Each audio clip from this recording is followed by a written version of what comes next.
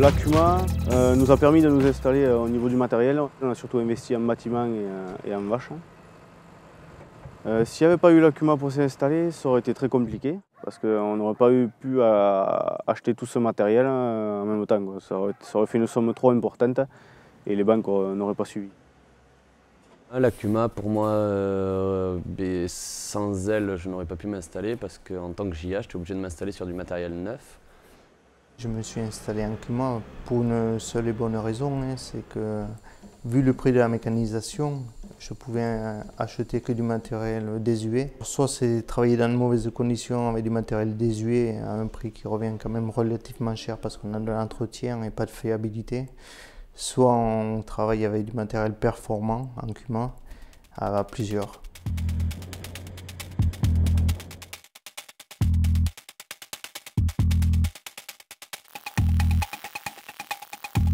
Dans les Kuma, le fait de travailler en coopération, ça nous apporte différentes méthodes de travail.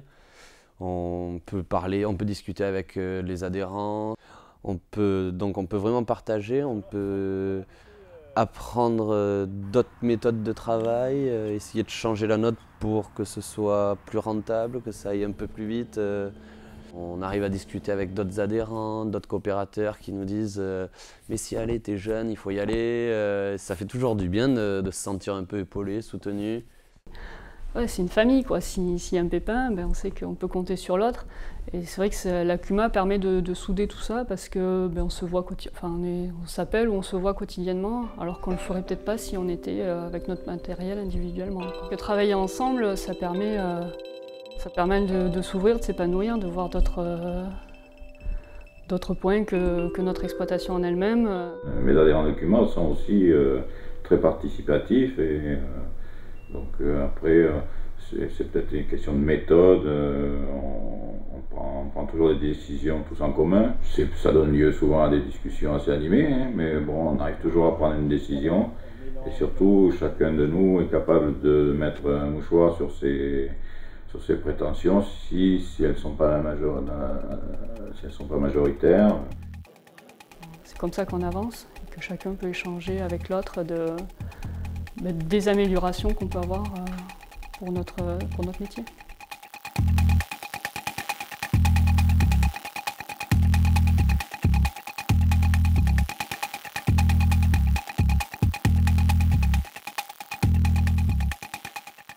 L'Akuma, c'est pouvoir avoir un matériel compétitif avec des rendements chantier relativement importants, qui permettent de travailler quand même beaucoup plus facilement et de ce fait, peut-être pouvoir donner un peu plus de temps sur les activités annexes, style élevage ou autre.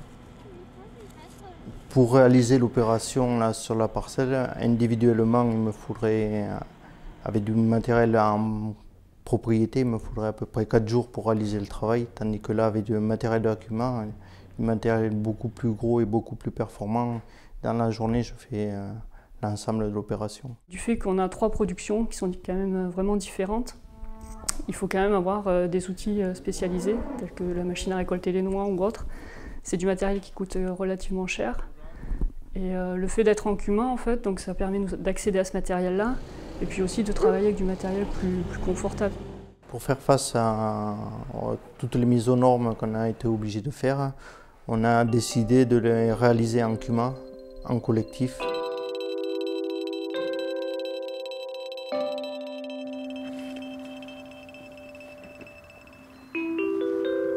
Le principal, c'est de bien organiser les choses à la base, c'est-à-dire que lorsqu'on décide d'acheter du matériel, on fait une réunion, on se retrouve tous ensemble. Bon, bien sûr, on définit les parts sociales et le prix que ça va coûter à l'année, mais il faut vraiment donner une sorte de règlement intérieur à la base, c'est-à-dire de savoir chez qui déjà va être logé le matériel.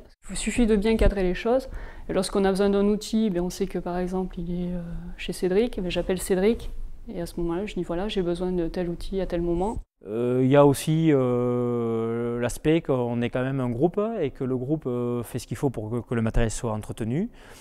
Lorsqu'il y a une casse, le matériel il est réparé, il est souvent fonctionnel dans l'heure qui suit. Tout est principe d'organisation. Pour les disponibilités de matériel, aujourd'hui, je crois que tous les responsables de CUMA font en sorte pour que tous les matériels soient disponibles au bon moment, et on fait l'effort pour le faire. On acquiert du matériel en quantité, du matériel nouveau.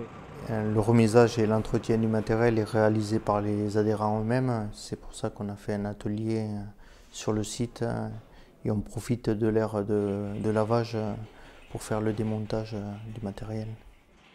Et j'ai vraiment pris la présidence de la CUMA parce qu'on voyait que personne ne voulait prendre un peu le bateau.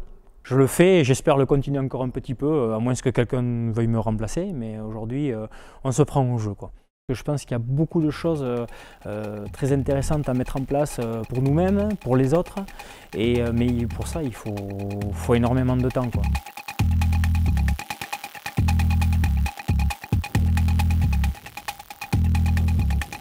Un jeune qui hésite de rentrer en CUMA, c'est sûr qu'il y a un engagement à faire au départ, mais après il a à disposition tout ce qu'il a besoin pour son exploitation, à des coûts quand même relativement réduits par rapport à un achat individuel. Et surtout, c'est qu'il bénéficie de l'expérience des autres. Plutôt que d'acheter du matériel cher, je dirais à un jeune, vaut mieux que tu viennes en CUMA, que tu payes 10 € de l'heure et que tu te gardes les sous pour partir en vacances, quoi. Et puis travailler en CUMA, c'est travailler avec du matériel plus performant et plus rapide. Ça laisse quand même du temps libre pour faire autre chose, pour avoir des activités autres que professionnelles. Je vois beaucoup d'avantages dans ce mode-là, dans le mode de la coopération. Et le fait de travailler en CUMA, ça permet de vraiment s'ouvrir et de voir d'autres choses. On n'a pas toujours raison, c'est bien aussi d'écouter ce que pensent les autres et ce que font les autres. Et je pense que ça permet qu'on évolue et d'avoir de nouvelles perspectives en fait. Et pour un jeune, je pense que c'est vraiment important, parce que souvent on se lance sur une exploitation, tête baissée dans le guidon et on y va. Sauf qu'il faut de temps en temps relever la tête et se dire voir si on a pris les bonnes décisions ou autre. Et c'est ce que le groupe peut nous apporter en fait.